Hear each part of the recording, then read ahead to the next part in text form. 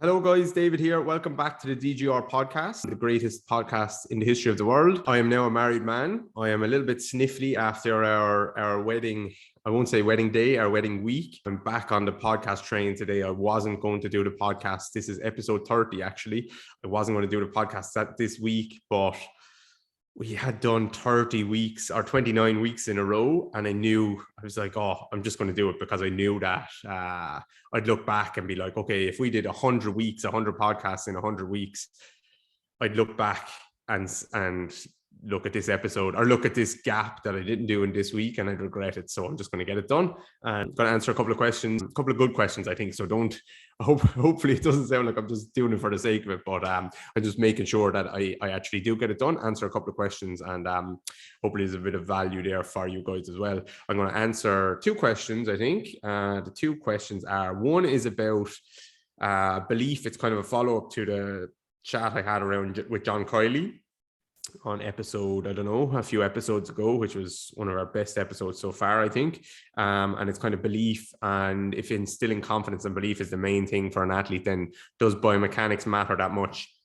Or does what makes up a training program even matter that much? So we'll answer that. And then we'll answer one around improving ankle dorsiflexion and kind of different ways. And I'm going to talk a lot about flexion in general there, and kind of dive into that and give you some principles to think about there. So those are the two questions. So won't go on for too long. I'm a little bit sniffly. My voice is a little bit not as good as it should, and I haven't got them new microphones that Coach Chris was telling me to get. So I will be getting them hopefully soon as well. So the audio quality will be improving. With regards to the wedding, it went very, very well. I don't think there was anything really I would have changed. We had about 140 people there, all our best friends and family in one room together. We got the weather. The weather was absolutely perfect. I woke up that morning and I couldn't sleep in the bed with Kira the night before because we're very traditional in that way. Even though we've been in bed together for yeah, that sounds bad, but for like 10 years now, the night before the wedding, you can't sleep in the same bed. So I woke up and it was bucketing down, and I looked at the forecast and it said lashing rain until 2 p.m. and the ceremony was at 3. And for once, the weather was actually spot on. So the weather app was spot on. By the time 2 o'clock came, the sun just came out, and we had like 2 days of complete sun after that. So it was brilliant. And yeah, everything went well except for probably my speech. I didn't love, because I'm used to public speaking and stuff like that. I had a false confidence going in that I didn't have to write my speech down, and I just had like 4 bullet points on my phone. And like I did best man speech at my brother's wedding, and I had a few bullet points and I spoke for 45 minutes, and honestly it was a pretty good speech. Like it was funny and all that stuff. People liked it. I didn't expect to go on that long, but I was trying to gauge the room, and I roasted a lot of people in it. So that was good fun. And I was like, oh, I'll be able to just do the same now that it's my wedding. I'll have my own speech and blah, blah, blah, blah, blah. Bad idea, because I just didn't say half the things that I thought I should have said. I had Kira's mother, her name is Kitty, and in my speech, she was kind of sitting just almost across from me, Kira's mom. Kira's dad died a couple of years ago, and there was obviously a bit of emotion around that. And I was kind of going through my speech, and I came to the bullet point that literally just said Kitty, nothing else. That I was like, I hadn't thought through what I was going to say. And I just looked at her, Kitty, said the word Kitty, read it off my phone, and just kind of started blubbering and crying, and then turned away and then moved on. So like I never said anything about Kitty or anything like that. And I did that with a few of the other bullet points as well. So yeah, my false confidence led me into a big trap there, and it didn't work out too well. But apart from that, that's probably the only thing I would have changed. Everything else absolutely excellent. My tux, yeah, it was my jacket from my tux, I felt was a little bit boxy.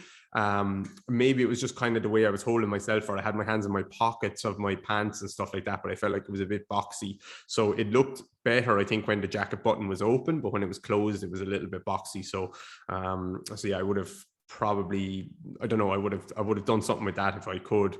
I was going to go for what's your man in the Formula One? We were talking about him. Oh, I can't think of his name. He used to be a driver. But he wears like the linen pants and the linen jacket and all that stuff. I was kind of, when I was trying on suits, I was looking and I was like, will I just go for something different altogether? And I didn't. When I saw David Beckham's son getting married, I don't know which one got married, but one of his sons got married, and I saw the picture of all of them in their tuxes. So David Beckham and all his sons in their tuxes. This is a couple of months ago, and we were trying to figure out what suit I'd wear. As soon as I saw that picture, I rang here and said, I'm wearing a tux. So the tuxes went well. I was in like a navy tux, and all the groomsmen then were in black tuxes. So navy and black, people say they don't go together. I think they went together pretty well, and I just stood out from them just a little bit. And yeah, so I'm looking forward to getting the pictures back and the videos and the videographer and all that stuff. I can't wait to see that, because you'd be surprised at your own wedding how much you actually miss out on. So that was the wedding. And the cool thing, actually, one thing that I really appreciated, which is kind of separate to the wedding, is we sold some products. We sold programs. We weren't very active on Instagram or anything like that. I had a few posts that were kind of scheduled and done, and I put them up, but like, we were able to sell products. We sold memberships. We sold 2 or 3 annual memberships the day before and the day of the wedding.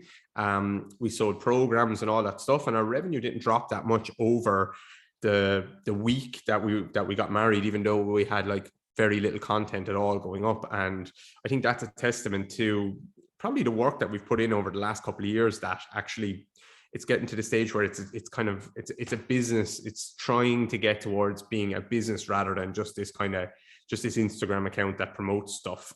So yeah, so that was cool. That's something I've been worried about all the time, for years now. Not worried about, but aware of that. Like, if I don't post something, will I sell anything? Will I make any money? Which in the long run isn't obviously a great strategy. It's just like every day you have to keep posting stuff to make money. But yeah, we made some money, and our revenue didn't drop that much over those 2 days. So that made me feel super comfortable and confident in where we are going forward. And I think maybe the podcast was part of that, because people are listening to our podcast all the time anyway, and then they're signing up for memberships and stuff like that. So that was very, very cool to me. And yeah, I was just very grateful that was the case. And the membership site has kind of really taken off recently. We've got a ton of new people in. So if you're one of those, thank you very much. And your support does not go unnoticed, and hopefully the value that we get from, or hopefully the price you pay, the value that we return is like tenfold in that membership site. So thank you very much for that. What else? The Florida workshop, we announced it onto our email list yesterday, and I woke up and we'd sold 4 tickets overnight. So with 4 tickets already sold to Jeff's venue, the Flexi Bull in Clearwater in Florida. That's in first weekend in September, I think. So if you're on the email list, make sure you look there. We haven't released it out to the public yet, and it might sell out on our email list. I'm not sure. So I'm pumped for that, because now at least the trip is kind of paid for. Like, so I don't even care about making money on it. I just want to make sure that we provide a really good event for those people that are coming, and we have like 4 cool people coming already. They're cool people that probably could run the workshops themselves. So yeah, that's exciting. That's really good. Okay, first question: improving ankle dorsiflexion. Do you like the FRC end range contraction way to do it? So the way they go into half kneeling or in standing and pull their knee over their toe and start to like pull as hard as they can using pails and rails. So using like using using end range contractions on either side of the joint to kind of try and play around with that. And the typical one you'll see with ankle dorsiflexion with FRC, functional range conditioning, people use is where they go into half kneeling, they push their knee over their toe, and then they're trying to basically use all the stuff at the front of the ankle to pull themselves forward as much as possible into more and more ankle dorsiflexion. That's one that you'll see. And then they might do a lift off where like they get into as much of that as they can, and then they lift their foot off the ground and they're trying to like pull the toes as close to the shin as possible. So that kind of a way. Do I like it? I think it's fine. I think to understand ankle dorsiflexion, actually to understand flexion, right? if we understand flexion, what the simplest question I can ask people when it comes to this is, what is it the best flexor in our body? And people will come out with like hip flexors, ankle flexors, abdominals, all this stuff, right? So, but what is the best flexor by far in our body is gravity. So if you turn off all the muscle tone in your body, muscles just decided they can't work anymore, then we would crumble to bits into the floor and it would be flexion everywhere, right? So spine, knees, ankles, hips, all this stuff would flex, right? So we have a lot of muscles in our body that are kind of acting as, you might think of them as like anti-gravity muscles to try and hold ourselves up, right? So if we want flexion at the ankle, more flexion, more ankle dorsiflexion, then I think trying to pull ourselves into more ankle dorsiflexion isn't the best way to go about it for a few reasons. One, we're actually fighting against some of the extensors. So like you're trying to drive your shin forward, the quads might be still on, they're trying to fight you. You're trying to pull using like tibialis anterior at the front of the ankle, all of that stuff. And really the best way I know how to improve ankle dorsiflexion is to get the foot actually moving so that the bones can kind of spread, pronation can happen, or the foot can begin pronating, and that gives room for the shin to kind of fall forward. And that's a gravity movement, that shin just dropping forward, the calcaneus doing an anterior tilt, the midfoot kind of dropping down, and now there's space for the shin to drop forward.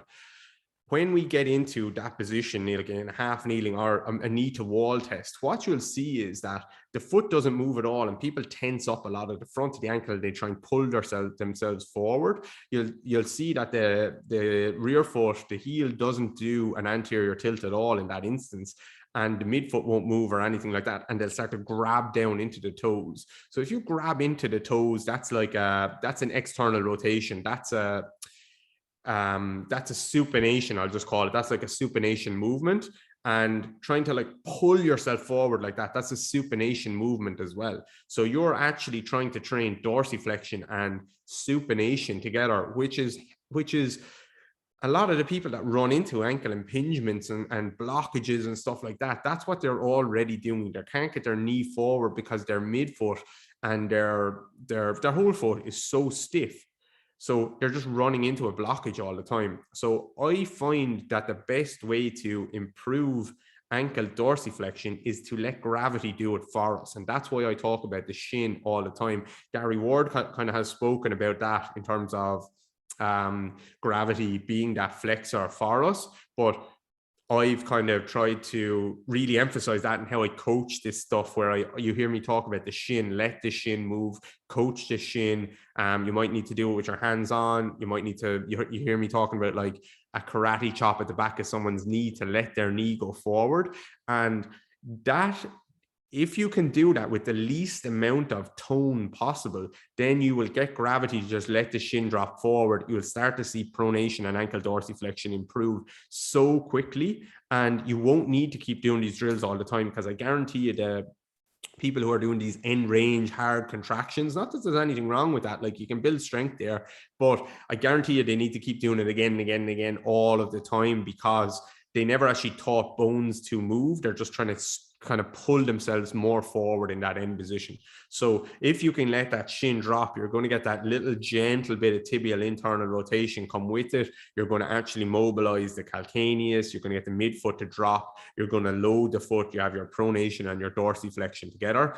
And if you try and pull yourself forward, it will rarely ever translate into more ankle dorsiflexion, in my opinion, because you're getting your knee further forward, but I bet you if you look closely at those people, their heel is actually not on the floor anymore when they do it, or certainly not heavy on the floor when they do it. And that's a plantar flexion. They're actually getting a plantar flexion intent through the floor, because I bet you their toes are pushing down. They're trying to plantar flex them and push them back out of it again. So people definitely could argue with some of that stuff that I've said and say like, no, this does improve my ankle dorsiflexion, and it will. Like, there's loads of ways of doing it. So I'm not saying like this is the only way or anything like that. And you could easily break down what I'm saying there and say, no, you're wrong because of this, this, and this. I wouldn't argue with that until we could actually get someone like into the gym or into clinic with me and with us, and I'll show you how we actually do it. And then it's very hard to argue then when you say, okay, actually, yeah, I just improved my ankle dorsiflexion so much quicker by actually having to focus on how the foot moves and how the ankle moves and the rear foot and all of that stuff. So you've definitely, if you're probably listening to this podcast, you've heard me talk about like keeping that ankle relaxed, that front of the ankle, tibialis anterior relaxed as you let the knee come forward. That is what a lot of people are using to try and pull themselves into more dorsiflexion. And if they can keep that relaxed, then they'll get more dorsiflexion because they're not letting gravity actually pull themselves forward or help them get forward. They're trying to pull themselves forward. That won't, it certainly won't translate to how you move like through the world and walking or running or anything like that. And you'll struggle to get it to translate to gym activities as well. The reason they have to do that, and the reason you see so much tone at the front of the ankle, is because a lot of the time the quads are on as well. So if we want to go into ankle dorsiflexion, we're probably going into knee flexion as well. What are the quads? They're knee extensors. So they're blocking someone from letting the knee drop forward or the knee bend. That means hopefully I'm not losing people now, but the proximal, the top of the shin, is not actually dropping forward. So if the top of the shin isn't dropping forward, then what I'm going to do is I'm going to try and pull myself forward with the bottom of the shin, so that front of the ankle. So ideally, when we go into ankle dorsiflexion, we see the top of the shin, the top of the tibia dropping forward, which means the bottom of the shin is like the ankle down here is moving backwards relative to it. So it's like if there was a domino standing upright and I flick the top of the domino, that's the top of the shin, that starts to lean forward or tip forward, and the bottom of the shin starts to move back relative to that. Okay, so that's what we're seeing there. And in that instance, you will see a heel and a midfoot and a move and a lot of as much ankle dorsiflexion as you need.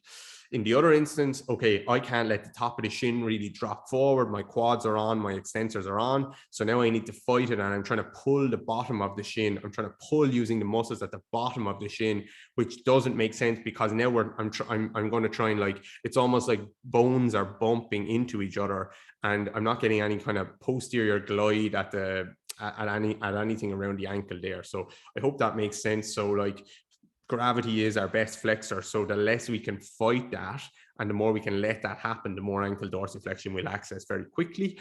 And it will stick around because we've actually started to mobilize the bones rather than just use a ton of force to pull ourselves forward all of the time. All right. So letting the quads relax, letting the knee bend, letting the proximal shin drop forward, letting the distal shin kind of move backwards relative to that will increase knee flexion, ankle dorsiflexion, hip flexion as well, because you'll see the femur go into a posterior tilt then as the tibia goes into an anterior tilt. So you're going to improve hip flexion, knee flexion, ankle dorsiflexion, the movement of the calcaneus, the midfoot, knee, like tibial internal rotation, maybe hip internal rotation, all of that stuff. If you do it the way I'm describing, if you do it the way like it's like, okay, I'm just going to do a knee to wall and pull myself as hard as possible, you might get like a little bit more ankle dorsiflexion, but you're doing it with a ton more tension, and you're going to have to use that tension all of the time to try and access that range because you haven't taught the bones how to just kind of flow into different positions.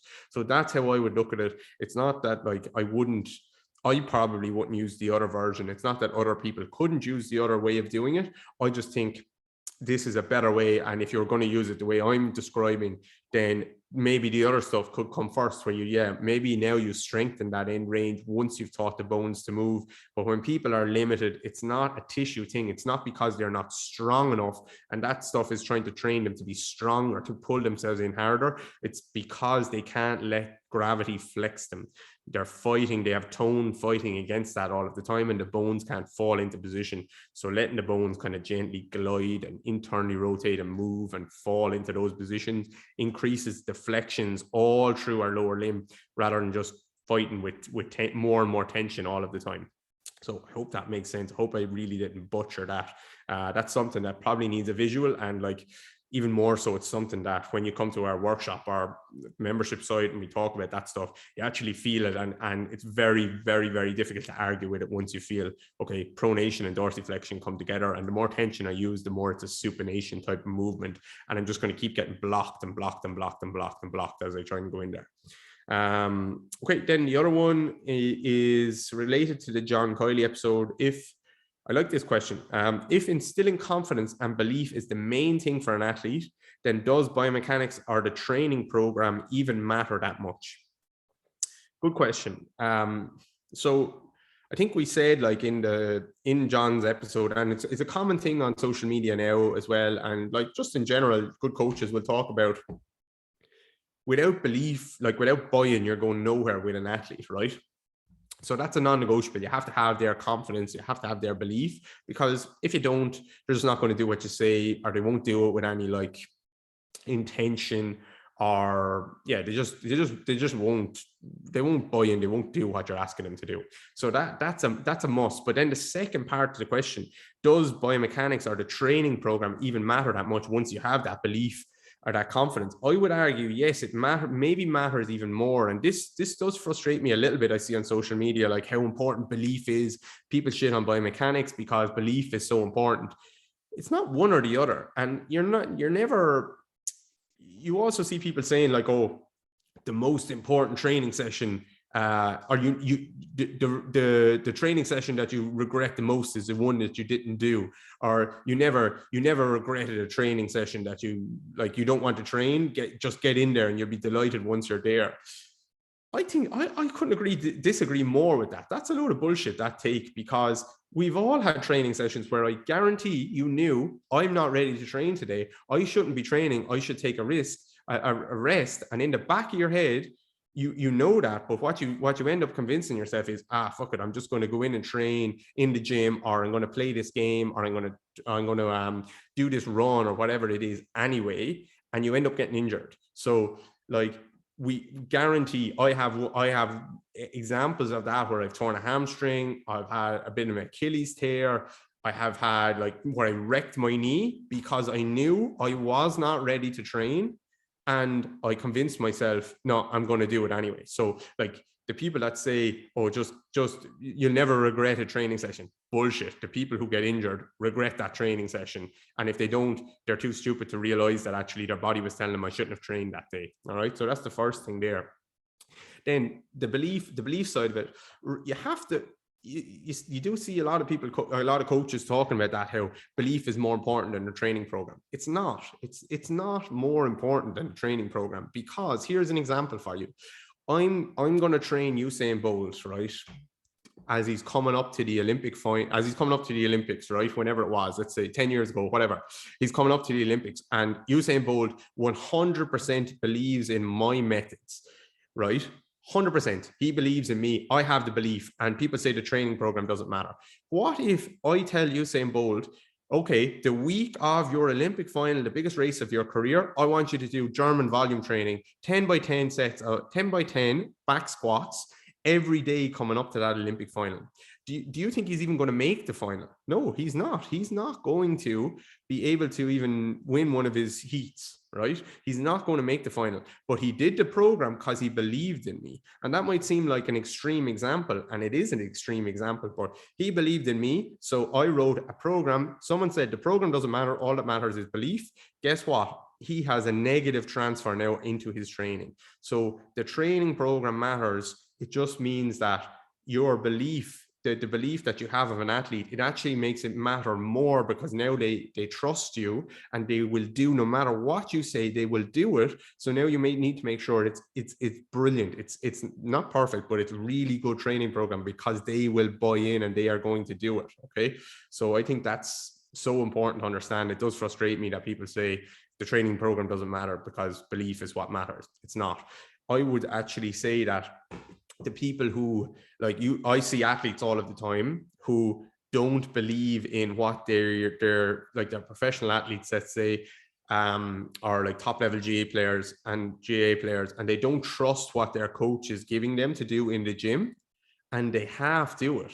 And they are actually And honestly, they're better off half doing it because it's dog shit what they're getting some of the time. And they're smart athletes. They know this is shit and this is going to have a negative transfer into my game. So they are better off not having buy-in in that program because they don't do it. They do the least amount possible to get away with it. They can see that the coach is kind of half watching them and they're saying, yeah, I'm doing this. It's just ticking a box. There's no intention. There's no intensity into what they're actually doing. So they are much better off not having belief in that program. If that coach is brilliant at getting buy-in and that athlete just listens to them and does what they say, like those athletes have felt that already. They know that has a negative transfer across onto their game. So I would say the belief stuff, when you understand that the training program, the understanding of biomechanics becomes even more important then, because if you were getting someone's belief, then you have to actually deliver on what you're saying. And it is a myth that any training will work for athletes or for anyone. It is a myth. It's a complete myth. Yes, in fat loss, it's the truth where any training will work. Like, just get people moving. If they're not moving at all, they'll probably lose some fat. Yes, in the pain world, like, not in any training, but if people just aren't moving enough or they have a poor mindset, then just building confidence in their body again and getting them moving in any different way will probably yield benefits. But that's not always the case either. If you have someone with like patellofemoral pain and you build belief in them that this exercise is going to help them, and they have chronic knee issues, and you keep telling them, no, like, keep going, keep doing your leg extension, keep pushing harder and harder and harder, and they keep doing it.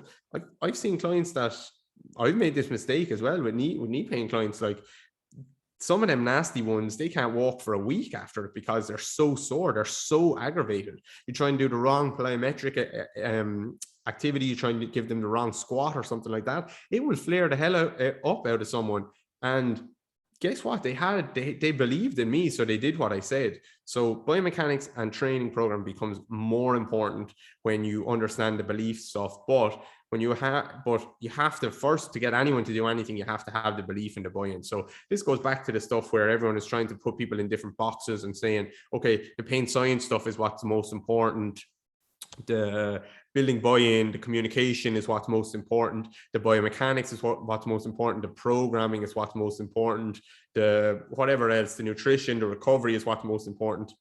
It's not. It's all of these things, and we need to be not experts at all of these things, but proficient enough at all of these things to understand how they all weave together into one program that doesn't have to be perfect, but just has to have the right kind of mixture of all these things for the right person. Okay, so that's my quest, at least, to try and have a good enough understanding of all of these things and not just fall into one box. I don't mind if people teach one of these things. So if I'm going to a course and it's from a pain scientist, they don't need to teach me about biomechanics. It's not that they're saying biomechanics isn't important, because they teach pain science. And the other way around, if I'm going to teach a biomechanics course, it's not that I'm saying pain science isn't important because I teach the biomechanics course. It's just that maybe this is the stuff that I want to teach you, and maybe you can learn that other stuff from elsewhere. I want to be someone who can kind of, I'm heavily in the biomechanics world, but I'm also trying to be heavily in the communication side of it and the buy-in side of it and all that stuff. So I don't think one thing is more important than the others, to be honest. And you look at any like kind of master coaches, and they seem to have an unbelievable knack at blending all of these things. So yeah, I think that's my kind of podcast for today. Hopefully not too long, hopefully not too waffly. That was episode 30, I think. So I didn't think we would get here. But we did. So I hope it was helpful. Please let me know if you have any questions on it. Don't be afraid to make sure you click follow actually on Spotify. If you're on Spotify, that's the main platform that I think I kind of promote. I'm just having a look here. Make sure you click follow, because that'll give you that'll tell you when a new episode is out. And apart from that, don't be afraid. Don't forget to join up on our members platform, DGR Interactive. You can type that into your phone now and jump on there now. You'll get straight into our members platform, where we have all our videos, and in our members community, where we have just different things that we talk about, and I'll answer questions, and our team answers questions from people. And yeah, you can get it, sign up for the annual plan. Just may as well just sign up for the annual plan, and a full year of support from me, education from me and my team for the best price that you're going to find anywhere. So DGR Interactive. And yeah, hope you guys are all good. I'm actually feeling much better now that I got that podcast not out of the way, but hopefully I articulate myself well enough for it to be worth a podcast. So yeah, thanks very much. Talk to you guys soon.